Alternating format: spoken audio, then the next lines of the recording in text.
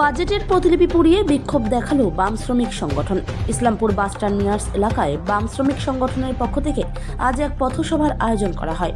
বাম শ্রমিক সংগঠনের বিভিন্ন নেতৃত্বরা আজ এই পথসভায় উপস্থিত ছিলেন। সিআইটিইউ এর উত্তর দিনাজপুর জেলা সম্পাদক বিকাশ দাস বলেন, এই বাজেট কর্পোরেটের স্বার্থে, এই বাজেট সাধারণ মানুষের স্বার্থে হয়নি। কেন্দ্রীয় বাজেটকে এইভাবেই বললেন এবং এর বিরোধিতাও করেন তিনি। আজ বাজেটের একটি প্রতিলিপি আগুন দিয়ে পুড়িয়ে বিক্ষোভ দেখানো হয়।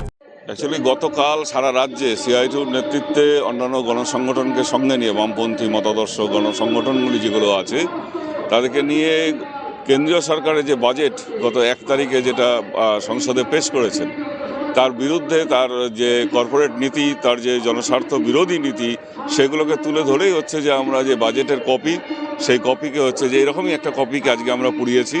সেই কপি এখানেও পোড়ানো হয়েছে এবং হচ্ছে যে মানুষকে সচেতন করবার চেষ্টা করছি যে এদের গিমিকের যে রাজনীতি, অর্থাৎ রেল, আমাদের ভারতবর্ষে যে সবচেয়ে বড় সম্পদ রেল, সেই রেলের আপনার হচ্ছে যে এবছর গত বছর যা ছিল তার থেকে হচ্ছে যে 7,000 কোটি টাকা হচ্ছে বরাদ্দ কমিয়েছে।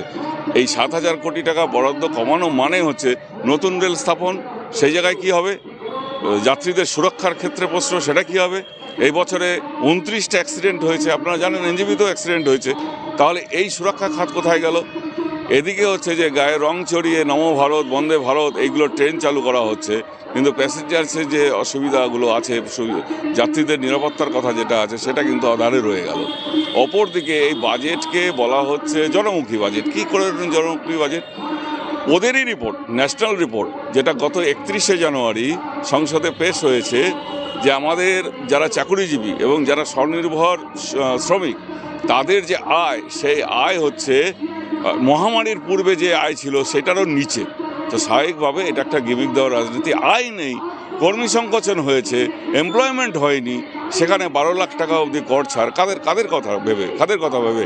বিহারের রাজনীতির কথা ভেবে, বিহারে ভোটের কথা ভেবে, দিল্লিতে মিডল ক্লাসদের ভোটের কথা ভেবে, এই সমস্ত ভেবে করা হয়েছে। আচ্ছা, ন্যূনতম যে প্রকল্প মিড ডে মিল, সেখানে বরাদ্দ কমেছে এবার 300 কোটি টাকা। তাহলে কি মিড ডে মিল কি বাড়ছে না? তার মানে কি মিড ডে মিলের আওতায় আর নতুন ছাত্রছাত্রী আসবে না? 300 কোটি টাকা কমানো হয়েছে।